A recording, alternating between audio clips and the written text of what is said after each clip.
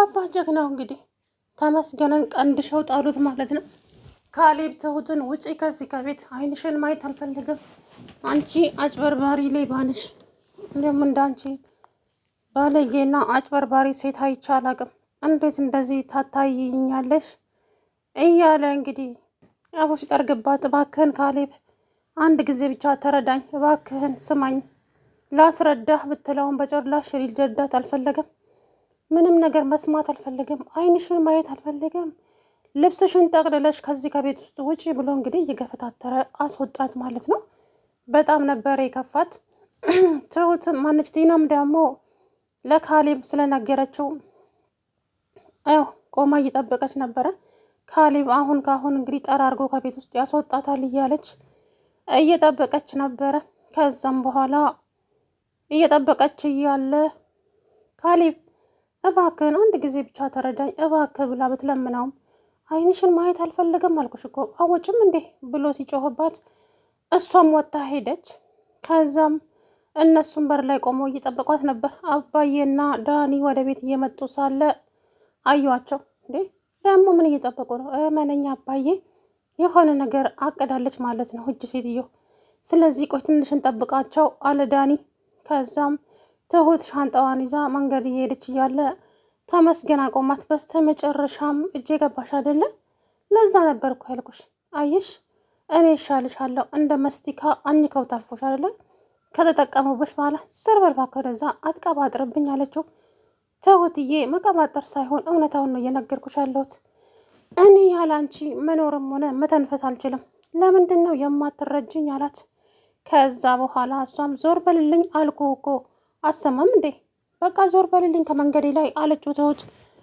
ከዛም በኋላ አለቅሽም፣ ዛሬማ ይሄን የመሰለ ቻንስ አግኝቼ ከእጄ ልታመልጪ በፍጹም አይገባም። ስለዚህ አሁን አንቺ እጄ ላይ ገብተሻል አላት። እሷም ሲያምር ይቀራል ትሁት የኔ ትሆናለች ብለህ እንደሆነ የምታስበው ከአሁኑ ተስፋ እንድትቆርጥ እነግርሃለሁ። በፍጹም አንቺ የኔ ብቻ ነሽ። ደግሞ ተስፋ አልቆርጥም በህይወት እያለሁ። ትሁት ግን ለምንድን ነው እኔ እንደዚህ የምትጠይኝ? አውቃለሁ ስህተት ሰርቻለሁ፣ ብዙ ነገርን በድዬሻለሁ። ለዛ ደግሞ ይቅርታ ጠይቄያለሁ። ጋይሽ ከይቅርታ በላይ ምን አለ ታዲያ? እሺ ምን ላድርግ ሲል አፍህን ዝጋልኝና ውጣልኝ ከዚህ ከቤት። አይንህን ማየት አልፈልግም አልኩ አይደል እንዴ? ከዛ በኋላ ትሁቴ ልቀቀኝ አትልቀቀኝ እየተባባሉ እንግዲህ መጣ ማለት ነው። አባዬና ልቀቃት ሲል አልለቃትም፣ እንዳትጠገኝ፣ ከተጠገኸኝ አንገቷን ነው የምቆርጥላት አለ። ከዛም እሺ በቃ ብሎ አባዬ ወደ ኋላ ሲያፈገፈግ እሱ ጎንበስ ብሎ የትሁት ሻንጣ ብድግ ለማድረግ ስል ትሁት አንዴ ስትለው በክንዷ ዝርር አደረገችው ማለት ነው። ከዛም በኋላ እንግዲህ ነፍስ ያውጭኝ ብሎ እየሮጠ ወደ መጣበት ተመልሶ ሄደ። ቲና ጋራ መንገድ ላይ ተገናኙ። አየህ አይደለ አንተ ግን ወንድ ነህ፣ ምንም አይነት እንኳ ጉልበት የለህም እኮ። ቆይ ምን አይነት ወንድ ነህ አንተ? አንተ ጉልበትህን የምታሳየው ሴት ልጅ ብቻ ላይ ነው እንዴ? በጣም ታሳፍራለህ በእውነት። እኔ ደግሞ እናንተ አይነት አልጫ ወንድ አይቼ። አንቺ ዞር በይልኝ፣ ዞር በይልኝ አልኩሽ፣ ከመንገዴ ላይ ዞር በይልኝ። ዞር አልልም እባክህ፣ የራስ ጉዳይ ነው። ደግሞ እኔን ለማስፈራራት ይሞክራል። ምን አይነት አልጫ ወንድ ነው እያለች ስትተፋበት፣ ከዛ በኋላ በጣም ተናደደና አንቺ ልጅ እጄ ላይ ሰበብ እንዳትሆኝ ነግሬሻለሁ፣ ዞር በል እባክህ፣ ምንም አታመጣም ብላ እሷም ወደምትሄድበት ሄደች። እሱም ደግሞ ወይኔ ተዋረድኩኝ ዛሬ አይደለም። አባዬ ትሁትን ይዘዋት ወደ ቤት ተመለሱ። ከዛ በኋላ ትሁት ቆይ እንዴት እንደዚህ ታደርጊያለሽ? እንዴት ለምን እንደዚህ ጥለሽን ትሄጃለሽ?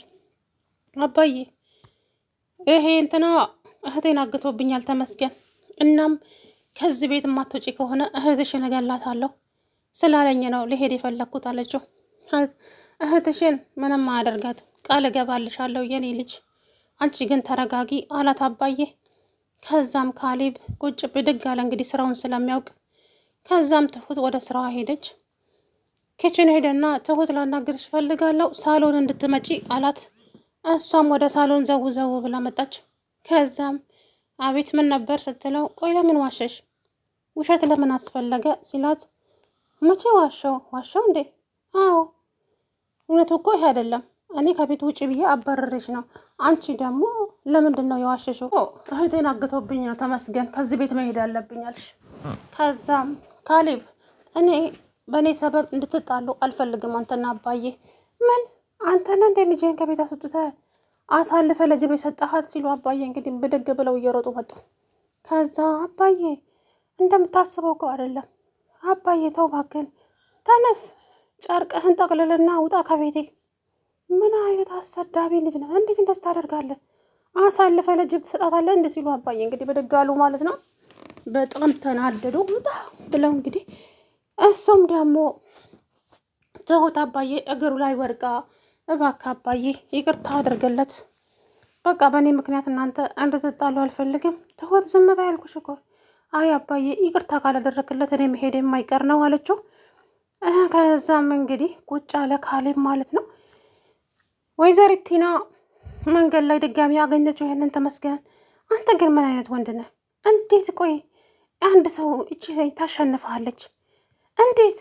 በቃ አንተ ሴት ላይ ብቻ ነው ጉልበትን የምታሳየው አይደለም እያለች አፍሽን ዝግ ያልኩሽ እኮ፣ አፍሽን ካልዘጋሽ ሌላ ችግር ይፈጠርብሻል አላት። እሱም እባክህ ዞር በልልኝ፣ የራስ ጉዳይ ነው፣ ወሬ ብቻ ነው የምታውቀው አንተ፣ ከወሬ ውጭ ሌላ የምታውቀው ጉዳይ የለም እንዴ?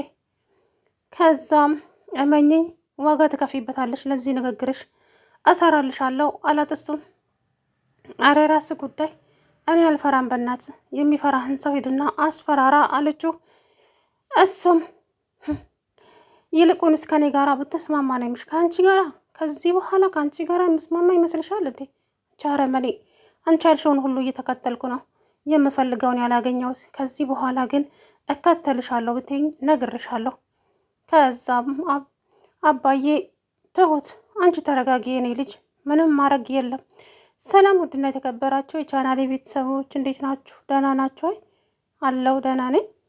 እንግዲህ ወይዘሮ ቲና በአንዷ ሊሳካልኝ ሲላት በአንዱ ለማሳካት ደፋ ቀና ብትልም እየተሳካላት አይደለም።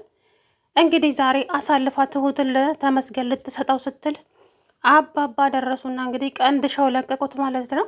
እሱም እግሬ አውጪኝ ብሎ ከዛ ጋር እየፈረጠጠ ሄደ።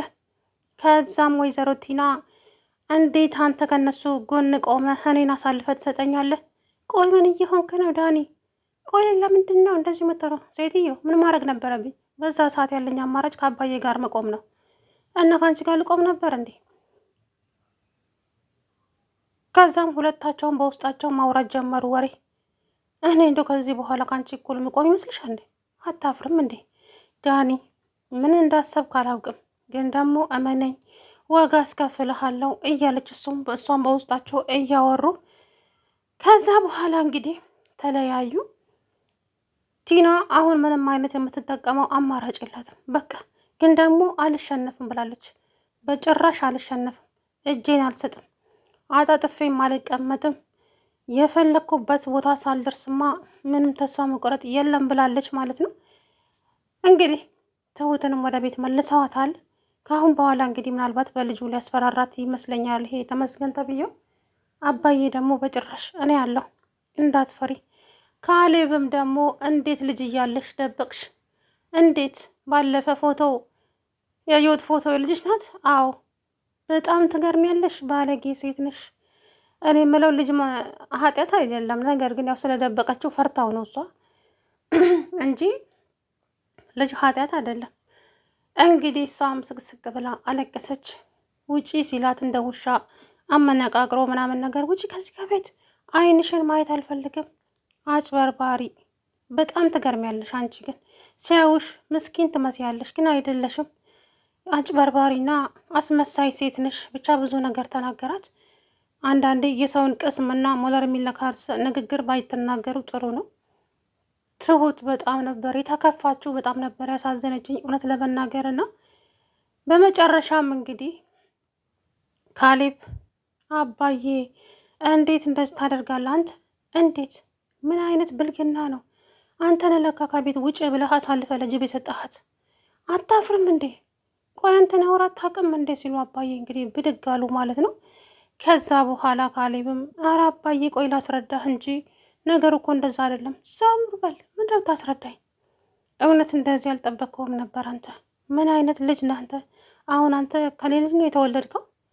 በጣም ታሳፍራለህ ካሌብ ብለውት አባዬ እንግዲህ በጣም ተናደው ከዛ ቤት ውልቅ አድርገው ይዘውት ወጡ ማለት ነው። ትሁትም አባዬ እግር ላይ ወድቃ እባክህ አባዬ ካሌብን አታብረው፣ በእኔ አንተና እሱ እንድትጣሉብኝ አልፈልግም። ስለዚህ እባክህን አባዬ ብላ እግሩ ላይ ወደቀችበት።